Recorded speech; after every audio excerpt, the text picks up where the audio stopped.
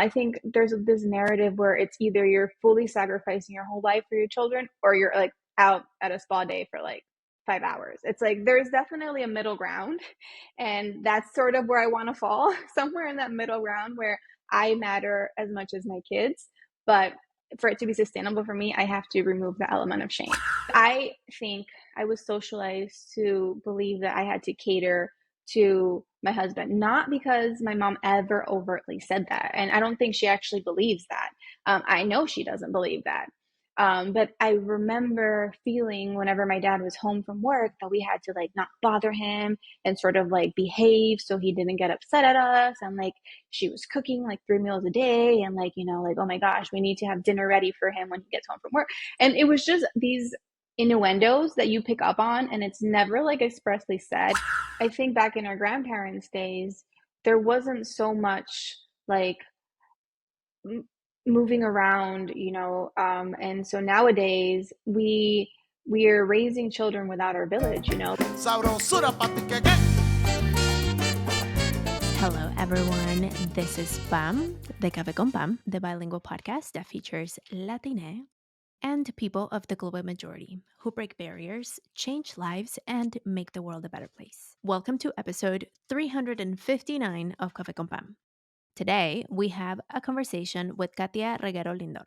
Through her podcast, Katia unravels diverse topics connected to motherhood and parenting, including postpartum depression, working parent guilt, mom guilt, and sustainable parenting, all grounded in her personal experiences and life philosophy. Listeners, this conversation with Katia, bueno, se nos acaba el tiempo porque I had so many preguntas and I really want to bring her back. I think she has a lot to say about so many things, and it was quite fun to explore the various topics that we did. It's all about parenting, great for Mother's Day, as we are dropping this episode on Dia de las Madres de Estados Unidos, and the US is Dia de las Madres. For those of you who are spending time with your mothers, felicidades. For those of you who may be struggling with, maybe you don't have a mother or you've struggled with your mother, I send you so much love. And this is an episode that you may or may not be ready to listen to. We don't talk much about the mother wound, but we do talk about a lot about parenting. So it might also, if you're a parent, if you're a mother, felicidades por todo el trabajo que haces all the time, because motherhood really is a 24/7 job. So really enjoy this conversation with Katia. Y bueno, sin más, here's my conversation with Katia Reguero Lindor. Katia, welcome to Café con Pam. ¿Cómo estás? Muy bien, gracias. Thank you for having me today. Thank you for coming. I'm excited to have our chat. So the first question that we always ask is, what is your heritage? I'm Puerto Rican. So, it's funny because I've never really asked this, and I think of myself as just Puerto Rican, but then living in the States, they're just like, oh, so you're foreign, and it's like, yes, but I'm also American. That's what's the weird, unique thing about Puerto Ricans is that we are both American and also Latinos, and we consider ourselves very prideful in being Puerto Rican. And it's not the same in our minds as being American, and yet it is. So it's very complex. It's so layered. It is. Yes. And it's like that could be a whole podcast. True. Yes. Let's not go there because we will never finish talking about that. So born and raised in Puerto Rico, but you went to school in the US? I went to college in the US. Yes. I grew up in Puerto Rico. I lived there my whole life until college, and even post-grad, I went back home. And then I moved back to the States when I met and got together with my now husband. What made you want to come to college to this side? And it was Texas, no? Yes, it was Texas of all places, even though there's a lot of Latinos in Texas. Yeah, there's a lot of Latinos. I was in San Antonio, so specifically Oh, so it was Mexico, basically? yes, it is. It's basically like Mexico, part two. I met a lot of Mexicans and Mexican Americans in Texas. And I didn't have a notion of where I wanted to go to school growing up. I just knew that I wanted to leave Puerto Rico for at least that period in my life. It's just sort of this thing that I thought growing up, where if I stay here, I'll become like this. My mentality will remain like insular, and I'll never like discover anything new or different. And I guess island life can feel that way, even though I love Mm. Puerto Rico and I miss it, and I always want to go back home. And my parents still live there. I have a lot of friends there, and family, but I had this notion that even if just for college, that was a period I wanted to kind of leave the island and see something new. How was your experience in college? Being in such a different place from Puerto Rico. Yes. I think it made me like the grass isn't always greener. It made me realize that, and it made me realize how much I missed home. Obviously, everywhere you go is going to have pros and cons, and if you're always going to compare it, you're going to find, better things and worse things depending where you're talking about. But um, I came to feel a lot more proud of where I came from, and I missed it more than I thought I would, surprisingly.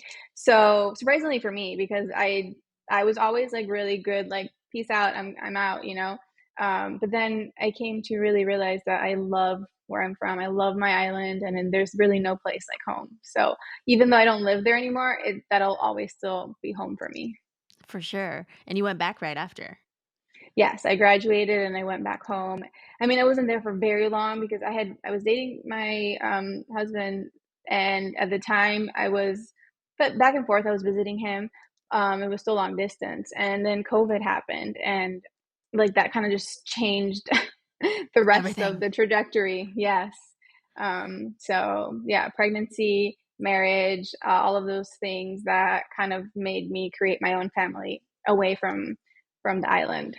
Was that in your radar to live in the US?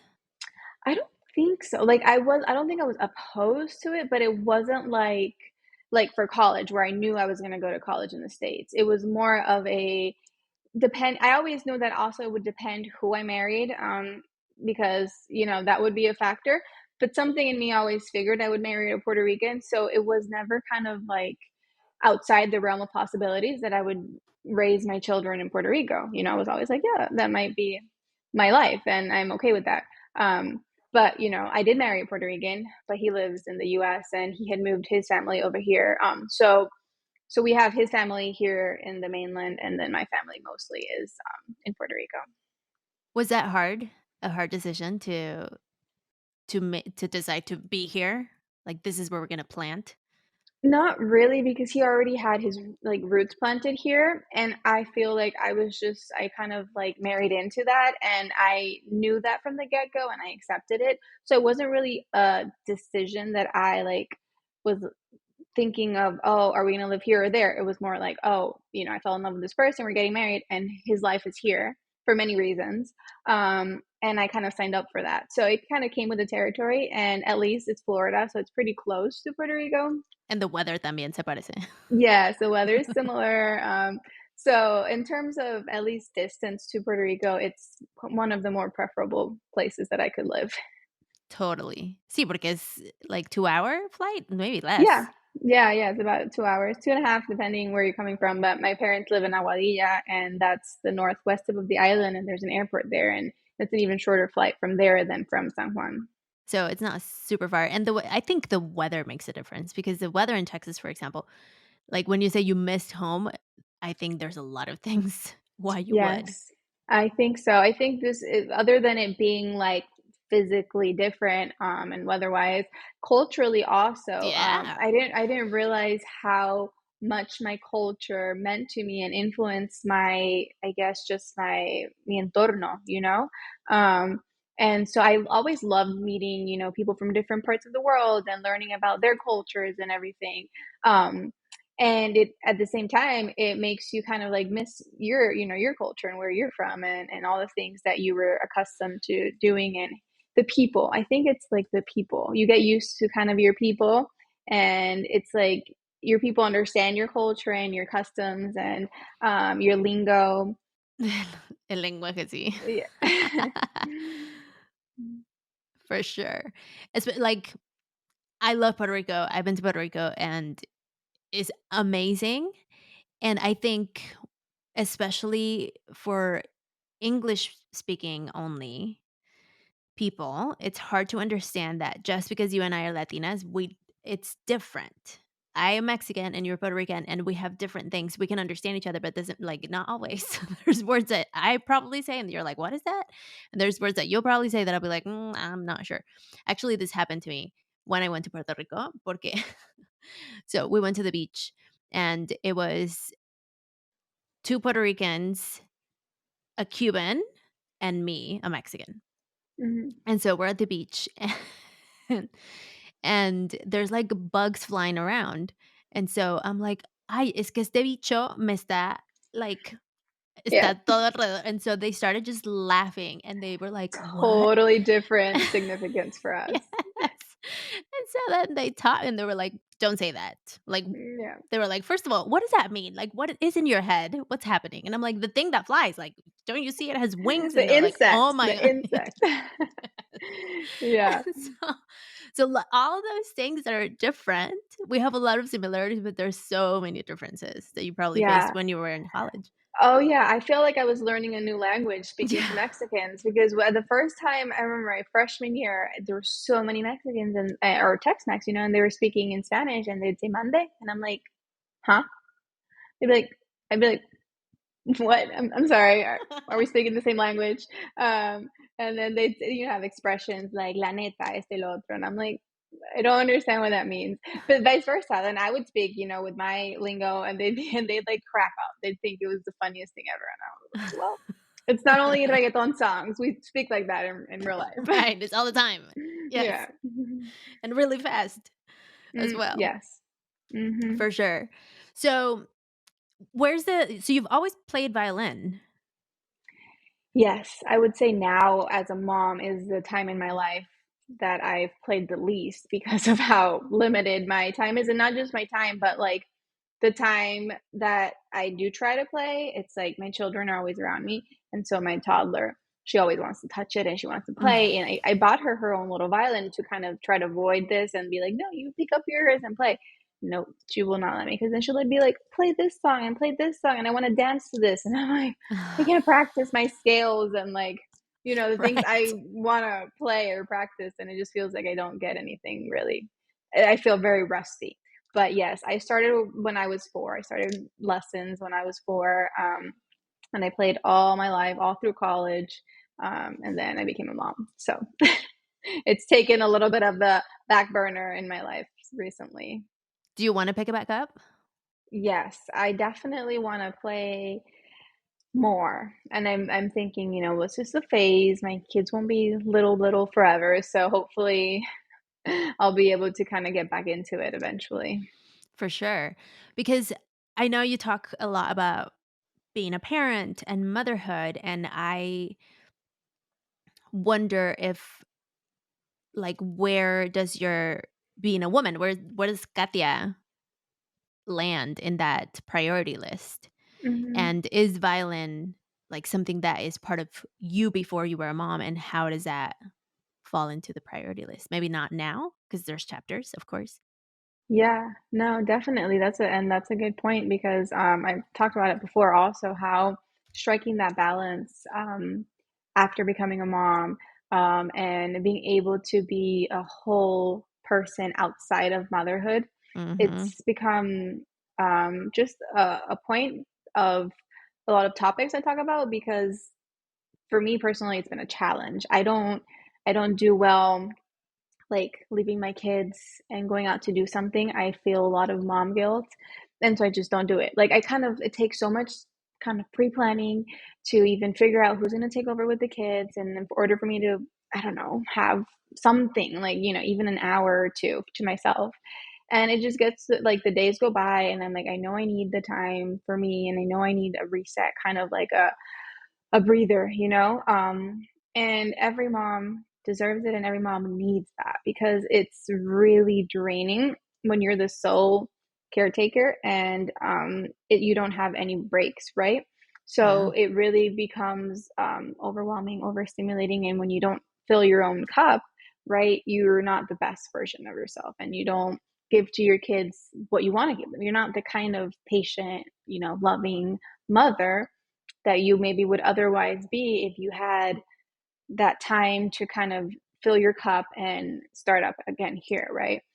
So I have weekly therapy with my therapist, and I talk about this a lot too, and finding ways that I can, I guess, remove the element of shame and guilt so that I'm able to kind of do these things for me. And it's, I think there's this narrative where it's either you're fully sacrificing your whole life for your children or you're like out at a spa day for like 5 hours. It's like there's definitely a middle ground. And Yes. that's sort of where I want to fall, somewhere in that middle Mhm. ground where I matter as much as my kids. But I want to be able to, for it to be sustainable for me, I have to remove the element of shame, because then it's like I'm stressed. Like I could be doing something, but like I'm stressed because I'm Right. not with my kids. So that kind of defeats the purpose. I might as well just like be with them and stress with them than like stress without them, right? Um, so it's definitely a learning curve, and it's a process of learning how to fill my own cup and making time for that.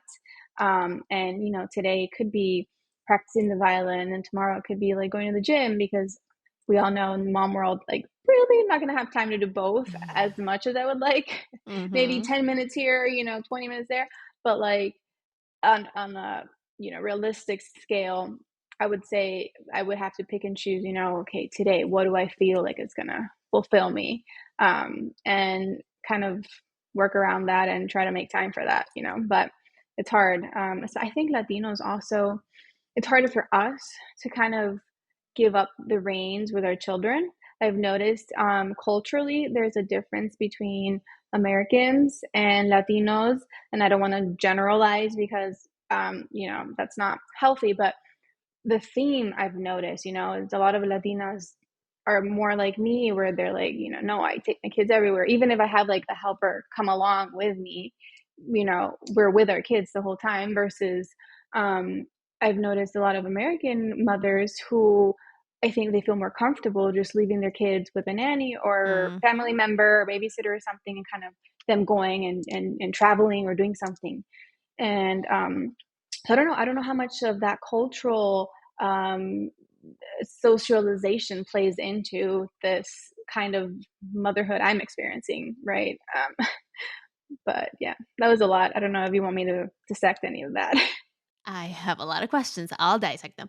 So, yeah, I think the role of the Latina mother is one that's so ingrained in us, and the Mhm, expectation of this is what it looks like, this is what it's supposed to be. mhm, And I think context has not been adapted to our times. Like, I think of my grandmother, mhm, who was a stay-at-home mom, and she had 5 children, and she went to cooking lessons, and, like, she had all the training for, like, how to be a good wife or whatever. But there weren't the like, all of the things that we have nowadays were not there. And so I feel like the expectation has not shifted or adapted to the modern times, you know? mhm. And I additional to that, and I agree. Um, I think back in our grandparents' days, there wasn't so much like moving around, and so nowadays we're raising children without our village. Back in the day, I think we usually lived fairly close to our family Mhm. members and friends, and so you did have a kind of built-in village that we really don't have nowadays, because so many people have moved away from their families and are basically trying to find their own village in new places. That many times the working mom it's just too much. It's not sustainable for women nowadays who also want to be mothers and professionals. Yeah. There's like not a space for that to actually be realistically sustainable. And it's equal parts amazing that women have come to a place where like they're aspiring to be more than a housewife. Not that that's any less work, right? Yeah. It's actually more. been proven that it is housework. Unpaid housework is a lot. Exactly. It is, and I think that's also the other element. It's unpaid, so it's like it doesn't feel Mhm. like society really values the work that goes into being a housewife, quote unquote. And that, for me, that's motherhood. I feel like, it is the hardest job in the world, and yet society doesn't value that. And you see it in every space in society where the mother and child are probably thought of last, right? In restaurants, in airports, in and like most, and I'm talking about this country. I'm sure there's other countries that have done a much better job with this, but my experience, right, is here, and it's kind of crazy, and you take it for granted, or you don't realize it until you become a mom, and you're kind of forced to to see these things where you're like, oh wow, so they really didn't give a shit about moms when they thought about this structure or whatever. So yeah, it's really, I think it's right down to society's value that they place, or the lack of value that they place on women who are mothers specifically. So yeah, it's I think our grandparents, having had that village, there was a lot less of that pressure, to have to find caregivers or caretakers, and like I have to go work and I have to make money, but then I also have my kids and this and that. It's a lot, and I think there is a world where these things can coexist for women and mothers, but that's just not how ours is set up right now. Right. And also, fatherhood has shifted. Hmm. You also talk about how there's this element of, it's not just everything to fall on the mom. Yeah. Given that you married a Puerto Rican, so also he comes from a Latino culture, did you have conversations around it? How did the expectations happen? Also, he's really busy. So Yes. how do you manage the fact that his job requires him to be away and at the same time be like, "And I need help from you in this moment when you're here." Yeah. Yeah, I love talking about this because I think it's also really important to, speak about how important dads are, because honestly, not only for the children, but for a partnership, a relationship. And when you're going through this experience of parenthood together, it's teamwork, really. Mhm. And I think when he's in season, right? He's a professional athlete, so he has his work life is like he has a season where it's totally hectic. He's traveling every other week, to games, and so it's, I think, knowing that it's temporary, right? We're like, they retire fairly young in the bigger scheme of life, right? We have an off season, which is wonderful. I'm always like, I love in season. It's exciting, it's tiring, it's exhausting. When we make it into the postseason, it's so many emotions all at once. But then there's silver lining after every season. It's always like the off season where it's like, okay, we get him at home every day. He doesn't have to leave and travel.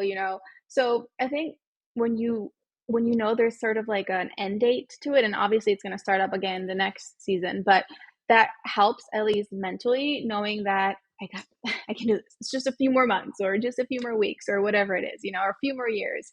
um, and additional, when he's home, the expectation, I think, is that, I mean, I think it's mutually understood, even though I'll get back to what you asked about the conversation, and we had that prior, right, to kids. But where I was going was that, um, I think it's understood. I've expressed it in many different ways that when he's home, I'm not going to be the default parent at all times, um, unless, right, there's a specific, right, situation where he's got a meeting, whatever. Even if he's home, obviously those things. I'm a rational person, Right. um, but the understanding has also been that he wants to be that father, right? He wants to be a present father who takes over bath time, who does bedtime if he can, who changes diapers and gets them dressed and does their little ponytail, gets them ready for ballet. Whatever it is that he's able to be present for, he wants to be actively present for it, like not just there, like in the room, like actually taking part in raising and disciplining and loving on them, and playing with them and enjoying their company. And that's just the kind of person he is. But I remember back before we had kids, before I was pregnant with our first, um, I did tell him, like, the conversation came, I'm not going into details, but it came from like acquaintances he had that were, not acting in like a way that I was like at all in agreement with. Parents? They were parents? Yes, parents, spouses, yeah, parents of yeah, kids, and they had spouses, and I was just sitting there thinking, there's this notion in like the professional athlete world that it's a stereotype that isn't necessarily accurate across the board, right? Mm. But it is pretty common, I think, especially with Latinos, and that goes back to the machismo and all of these things, right? But Mhm. where the expectation is that, yeah, I'm going to have a housewife and I'm going to, do whatever I want while she's at home raising the kids. Yeah. And I remember telling him from the before I was pregnant and all that, because he'd already expressed to me that he wanted, to get married and have kids and all of that. And I was telling him, I hope you don't expect me to be the housewife that is at home raising our kids while you're out, partying or doing whatever it is that your acquaintances do. And Mhm. he was like, no, that's not me. And I'm like, I'm glad. I just wanted to reiterate that because Let's make sure. yeah, I want also for you to know that my expectation in a marriage and a partnership with children is that we're co-parents, that there's not just one parent pulling all of the children, right? Even though of course there's also the narrative of like, oh well, he's out working and busting his butt but working, and it's like, yes, and so am I. You're working just as hard. Exactly. The fact that I don't get millions of dollars in compensation doesn't Yeah. retract from the amount of You work get that I do. love. Oh yeah, I get a few thank yous, but no, honestly, it's one of those things that it's a touchy subject for many people, and I think for society at large, because I'm sure there's all of these like, you know, if there you have male listeners who think I'm like, oh, that dumb feminist or whatever. It's like, well, somehow money always justifies in people's minds, like, oh, how much value you have, it depends how much you get compensated, monetarily, and it's just like, no, that's not for our family and our our nucleus. I am very valuable and I know that, and my kids hopefully one day will know that, even though right now they're in a stage where they don't. But my husband knows that, and I think it's so important for that to be expressed, for you both to equally be able to say, I appreciate what you do for a family, and what you do for a family makes, you know, my life easier. And he tells me that all the time. What you do for our family makes my life easier and makes me be able to go out and work and do what I do without, the worry, because I know you got it. You're holding down the fort at home, and, he's out making the money. Mhm. Where did that come from? Did you come from a matriarchal type of home? Did you have a lot of like strong women in your life that you were able to like basically, I don't know if this is how it happened, but the way that I imagined it, it was like you're at a scene and you witness it and you're like, that's not gonna be me. Yeah, I think it's just was the women that I was around. First of all, my mom, the woman who raised me, she's one of the most incredible women I've ever met. Um, and yet, different times, Mhm. married. I still see the machismo present unintentionally, right? Probably like she has squashed a lot of, I think, generational like passed down machismo in her own way, right? And so she has maybe led and opened the path for me to continue to do that. um and yet I still see some things, like I think I was socialized to believe that I had to cater to my husband, not because my mom ever overtly said that. And I don't think she actually believes that. I know she doesn't believe that.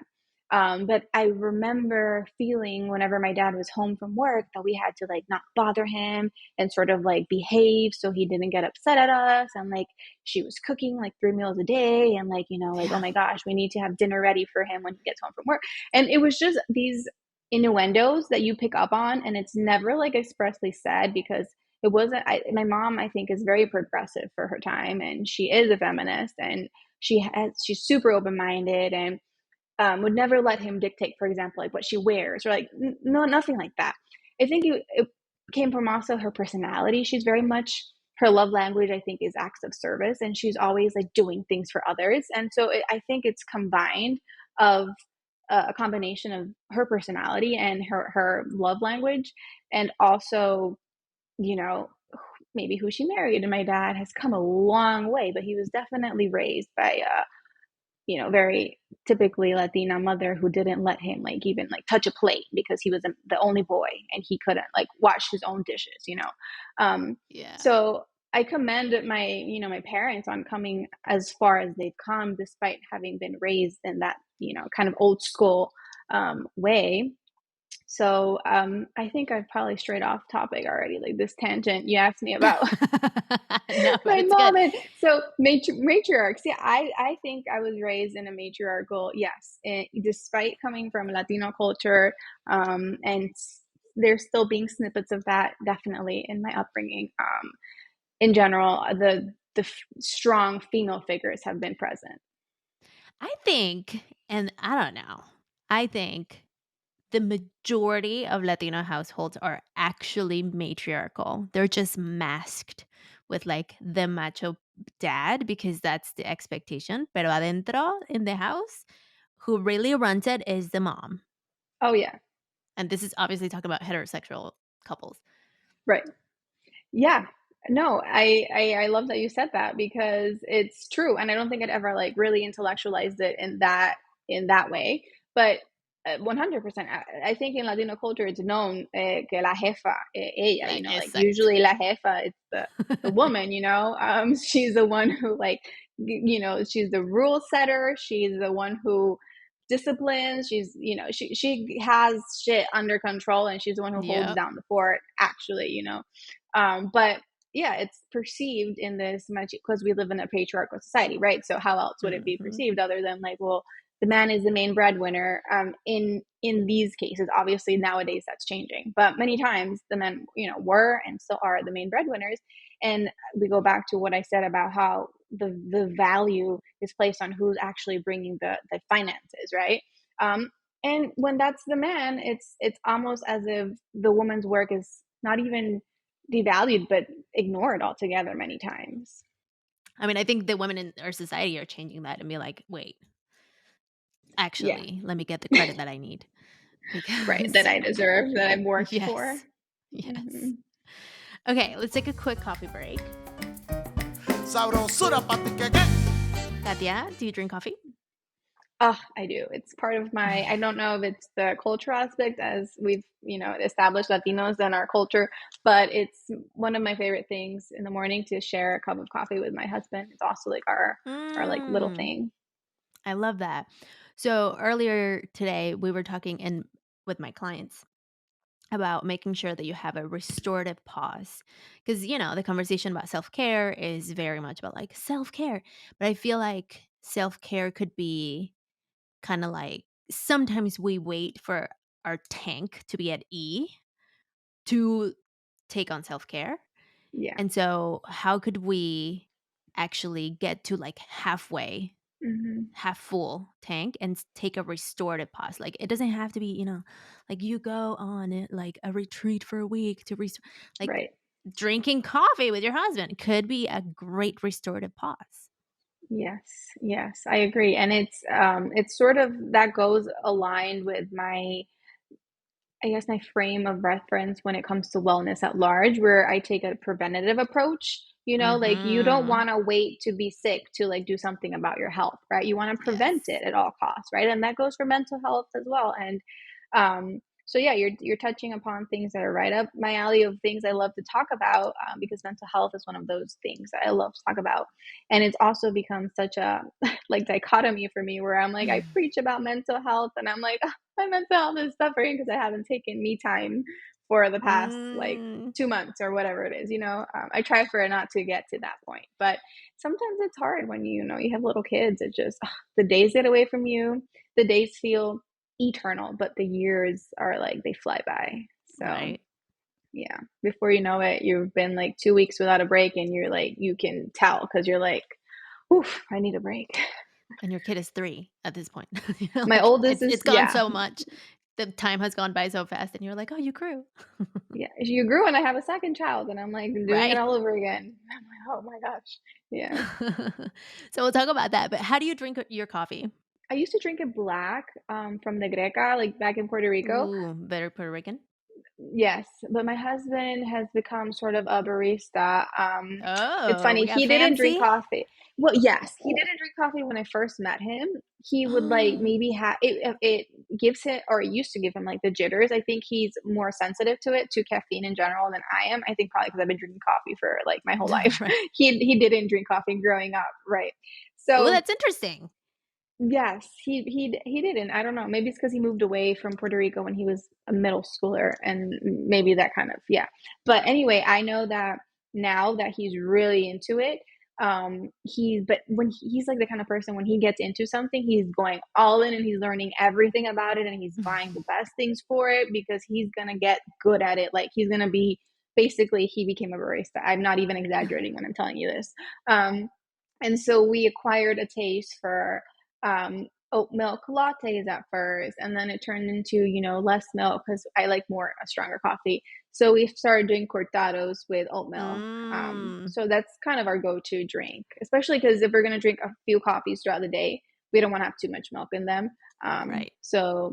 Yeah, I could do an espresso, cortado. I could do a cappuccino. So yeah, And he makes it for you. he does, he does. That's also, I think, something that is so meaningful to me. It's something so small, but, like, say he has to go to work and, I'm not around, he'll leave me the cup of Mm, coffee made, before he leaves, and to me, that's, like, so sweet. yeah, for sure. That's a good restorative pause. I Yep, love that. yep, mhm. What coffee did you have this morning? I took a flight this morning, so I didn't have my coffee. I had to leave earlier than I'm usually ever awake. So I that's the one thing I'm missing from my day today. I really need my coffee. You've not had coffee today? Well, I mean, I won't lie. The plane did offer some like gringo type coffee, and Yeah, but you I never have accepted coffee on it. planes. Oh, you did? Yes, I accepted it, but only because it smelled really good, and I was nursing and I didn't want to fall asleep. And so I was like, let me just smell this coffee. It smells good. Even though it probably doesn't taste very good, but it smells great. So I'll just keep it here in my nose, smelling it. So you smelled it? I love Yes. that. I smelled it. I took a sip and I was like, this is disgusting, but it smells great. So it's fine. Yes. I love that. I love that you were just like, "I'm getting it for my nose. That's it." The aroma. Yes. Nice. Well, I hope you get to drink your coffee for the day, and if not, Thank you. tomorrow will be another day. So, on my end, it's it's 2 o'clock my time. Mhm. So, I've drank my coffee for the morning, but earlier right now I'm drinking water, but earlier I had carrot juice with Mm. orange juice. So it's kinda like my drink for the day. It's like Are a you carrot orange in juice. I'm in San Arizona or Diego. California? Oh, San Diego. Okay. So you're in California. Got it. Yeah. So West Coast time. And Yes. that was really good. And I had my mental clarity lion's mane low pill, Mm, for focus. right. And we're chilling, feeling good. Cool. And I didn't need any more coffee, which is good. Because I used to get the jitters. Mm. I still do get the jitters depending on what coffee I drink. So like you can tell him. When I started drinking mushroom coffee, that's what gave me no jitters. Oh. So that helped with the jitters, yeah. Well, I've tried mushroom coffee. I'm not sure. I'm not sure he will acquire the taste for that. It depends. Es que hay de mushroom coffee a mushroom coffee. O sea, no todos están hechos igual. Of course. Yes. Okay. Well, when we're in San Diego next, you'll tell me your spots, and we'll try your spots. For sure. I have so many. Sí, porque mushroom coffee, I had a mushroom coffee and actually it gave me anxiety, so that was not good. Oh, no. Yeah, Yeah. so not all mushroom coffees are created equal. Pero bueno. Okay, let's get back to the show. Katia, during the cafecito and right before it, we were talking about motherhood and expectations and all the things. But did you want to be a mom? Was that a thing that you wanted to?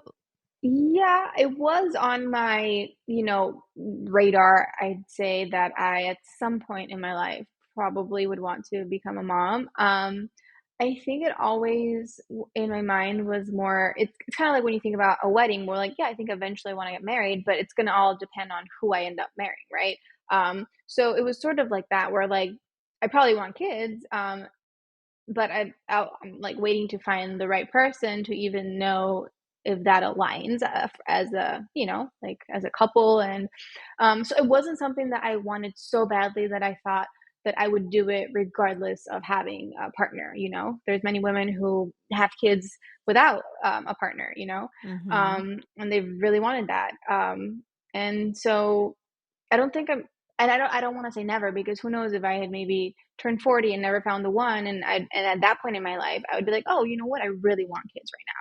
That might have Yeah. changed. I was a fairly young mom, and I'd say for nowadays, for back in our grandparents' time, no, I was probably old, but for the current culture, I was probably a younger mom. I was the first mom of my close circle of friends. So I've definitely like went through it without my close friends having gone through it yet. And I wasn't at a place where I really wanted kids right now. My husband was. He had put in Mm. his mind that if he turned 28 and had not met the one, he was going to do it alone without a partner. Wow. He was ready. Yeah, he had been wanting to be a dad. I think his 20s were just like, he made it, after he made it professional. He was like, all right, I this is one milestone. Now I want a family and I want kids. But if the family part, where like I have a partner, it doesn't happen, I still want kids at by 28. And I mean, in retrospect, I think he could probably look back and be like, well, I didn't know what the heck I was talking about, because having kids is like a lot. And with his lifestyle and job, it's like, bruh, how are you going to Yeah. do that? But Right? I mean, he would have figured it out. I think he was counting on, having his village, his support system help him out. Mm-hmm. But definitely lucky him. He met me when he was 26, so he didn't have to go that route. Yes. Before his timeline, like before his Yes, milestone it was right age. before. Yeah, Nice. he became a dad at like right at 27, 28. So Oh my gosh. yeah, so And how was it for you to be the first mama in your close group circle where like your friends had not experienced it? yeah, there was a lot of anxiety at the time. Not just because I didn't have friends, like close friends who had experienced it, but because I had this notion that I needed to be a professional before I became a mom, right? I needed to have, gone to law school or whatever it was that I was going to do. And yeah, law school was the trajectory I had in mind prior. So the anxiety, I think, came from that expectation that I had of myself, which I think was very much a societal expectation Of course. that I felt. Especially, I come from a very academically high achieving family. So I was definitely the black sheep. I'm the only, I feel like the only woman who didn't have like a higher degree, post college. Like a graduate degree? Right, graduate, doctoral, JD, whatever, you name it. Yeah. And so the anxiety came from a lot of external nonsense, that once I was able to kind of silence that or push it aside, I realized that I wanted this. I was really ready. It was like a very desired child. I felt it was a product of like love and commitment. And it wasn't something that I even had second thoughts about. It just was more of a, how do I tell my parents thing. um, I just was afraid, I guess, of disappointing them, thinking that they had this expectation of me as well. When in reality, parents just want you to be happy and know that you're making decisions that are based on, your heart, your desire, and that you're, you know, doing things, I guess, the right way, like ethically and whatever it is. And that's obviously your moral compass is very personal to you. But I think they knew that I was doing something out of love and that it was a reciprocated thing. It wasn't alone in this, you know. And they got to meet him and knew that he was not just like a great guy, but he loved me deeply and would take care of me as well. And I think that goes back to where I had in my mind where like I don't want to be taken care of, you know, like I want to be an independent woman who can like have her career, and basically I don't need a man in my life to kind of sustain me or whatever. And I think that's where a lot of the shame came in my mind. Yeah. Um, and so that's also like a complex, we can dissect that, where I'm like, Mm. yes, that is great when that is your reality. And when it's not your reality, that's okay also, because it's not the worst thing in the world to have a man who adores you take care of you and your children, because you're also doing a lot of work for the family. Um, Totally. so yeah, it's, and I don't discard going back to school someday and getting my degree, you know, like that's not out of the question. It's just where my life turned at the time. It's not what I'm going to do right now. How did you come to terms with that? And was that like you mentioned that you go to therapy? Was that something that when you and him had the conversation, when you got pregnant, when did it hit you like, oh, this is like the story that maybe was written in your head is not how the story's unfolding? Yeah, therapy helped me a lot. I didn't find my therapist though till I was like a month postpartum. So that probably would have helped me through my pregnancy a lot, because Yeah. also it was like Yeah. mid COVID. I was going through so many changes, so many like uncertainties. Um, so I think it was a highly stressful time, and I somehow compartmentalized that stress and anxiety. And so I don't have like the recollection of it being super stressful, but my body reacted to the stress. I was Mm. placed on bed rest like halfway through my pregnancy. I was at risk of preterm labor, and it was solely based on like the size of my cervix. Like I had a short cervix, they found. Um, and so that was the reason that I had to be on bed rest, blah, blah, blah. And so my midwives, I had two home births, right? That was my first. And my midwives think that it was probably all emotional and stressful, you know, Yeah. just anxiety around the whole everything, just being COVID. And so it's funny because I was like, no, it's probably my anatomy, like something's wrong. But then my second pregnancy, I had a totally normal, healthy, uneventful pregnancy where I didn't have that. And I read and I heard and I, you know, looked up a lot of information on it. And it said, yeah, you could either have that in subsequent, you know, pregnancies as well, or not. And Huh. in my case, you know, it was not, but the circumstances around my pregnancies were totally different. So that informed a lot, I think, of my body, and I wasn't holding in tension and anxiety and like Mhm. stress as much with my second pregnancy. So that made a big difference. It does make a big difference. I'm a clinical EFT practitioner, and I do tapping. I don't know if you Hmm. have heard of tapping. And in EFT, we often talk about the emotions actually showing up in the body. And so hearing your story is like your cervix contracted, literally, like it shrunk, you know, as the world and the circumstances were unfolding. And so it's fascinating how our bodies won't hide what's happening, and we get signals all the Yes. time from like, "Hey, you need to take care of this."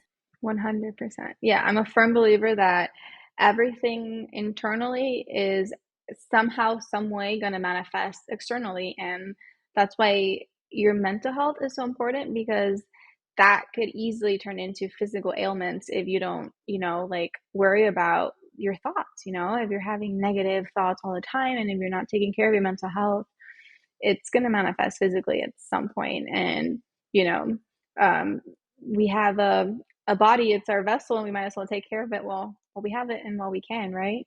So, Sí, porque si no, no nos queda más. Oh my gosh, so much and so little time left. So, Katia, tell us about your podcast. well, it's a parenting podcast. Surprise, surprise. It is called the Unapparent Podcast. It's a play on words on, you know, how there's a lot of unapparent truth of parenting that I try to kind of show and highlight. And yeah, I try to have really authentic and just informative conversations and provide a safe space where other people, other parents or parents to be, feel seen and validated and know that their experiences are, you know, well, while they may feel really isolating, they're not alone. There's a lot of us going through a lot of similarities, despite how many differences may also be present. And so it's a space that it was born in my first postpartum stage, when I was going through postpartum depression, and I really thought that I could benefit from a place like what I've tried to create for others. And it's become like, that passion project for me where I feel like I'm giving back. I'm now in a place of privilege I never thought I'd be in, thanks to my husband and just his profession. But also, a mom has always told me, and thanks to you being who you are, he's an amazing person who fell in love with an amazing person. And, it's like what you have isn't by chance. And so, I try to, yeah, always keep that in mind, and know that I feel very strongly about, you know, giving. And if you're in a position of privilege where you have a little bit more to give than, maybe your counterparts, it's your responsibility to find ways to give, a little more. And so my podcast is my way of giving to others and giving to myself as well. Amazing. Tell us where you can find it, all the places and spaces. So we have Instagram. If you want to follow us on that platform, it's at the Unapparent. You can listen to our episodes on Spotify, iTunes Podcasts, YouTube. We have our visual episodes on YouTube. So basically, everywhere you listen to your podcast, you can find ours. Y en inglés y en español, ¿no? Yes, it's a bilingual podcast. So we try to release one, like every other episode is in a different Uno y language. uno, So nice. yeah. O sea, hay hambre para contenido en español. Sí, te estoy de acuerdo. Y yo pienso que, aunque tengo muchos más seguidores que quizás hablan solamente inglés o que sean bilingües, la comunidad latina que solamente habla español tienden a ser los que están más como engaged, y porque creo Totally. que hay la falta de este tipo de contenido en espacios latinos. Entonces, se Ujú. me hizo bien importante, pues notar eso y hacer algo al respecto y ofrecerle el mismo tipo de contenido a esa comunidad latina que quizás no se puede beneficiar del contenido en inglés. Sí, estoy de acuerdo.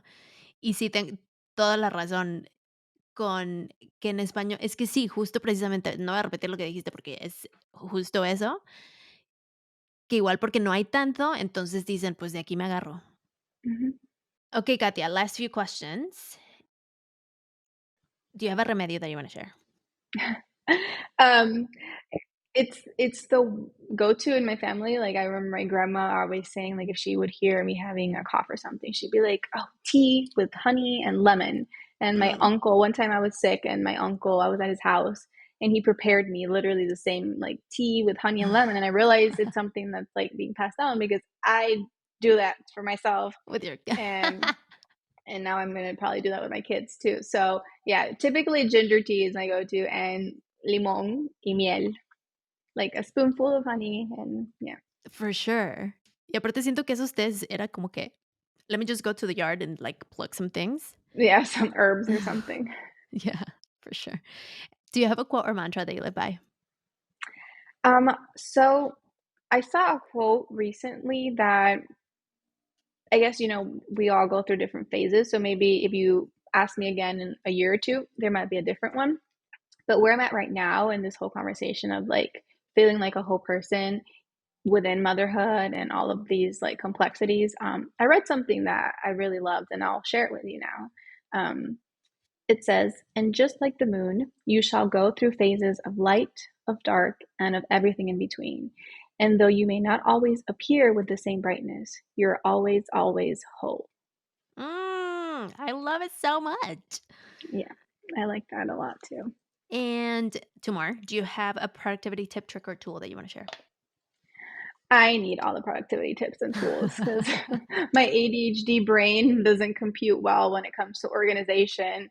So I don't think I'm the right person to give any advice when it comes to organization, to be honest. So don't ask me, but share all of your tips. How do you do it? How do I do it? Yeah, I have to set reminders for myself all the time. Because my mom was always like, write it down in a calendar, and I'm like, oh, that doesn't work for me because I forget to look at my calendar. So like, no, your Right. ways amazing. They work great for you. They don't work for me. Yes. So I have to like remember to set alarms for myself for certain things. A lot of it lives up here. I like have too much probably faith in like my memory. But I know that there's times when I'm gonna forget things, so I definitely have to like set reminders for myself.